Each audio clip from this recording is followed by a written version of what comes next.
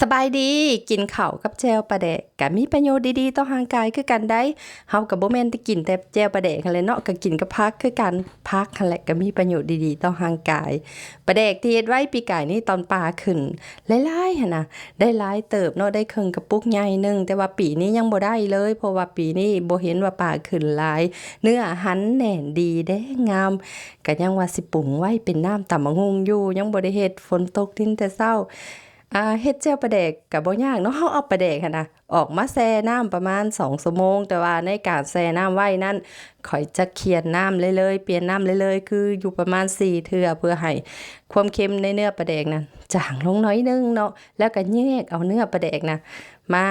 ออกจากก้างหั้นน่ะแล้วมาพักให้มุนๆมาตำใส่กับหัวผักบัวผักเทียมที่เฮาคั่วเรียบร้อยแล้ว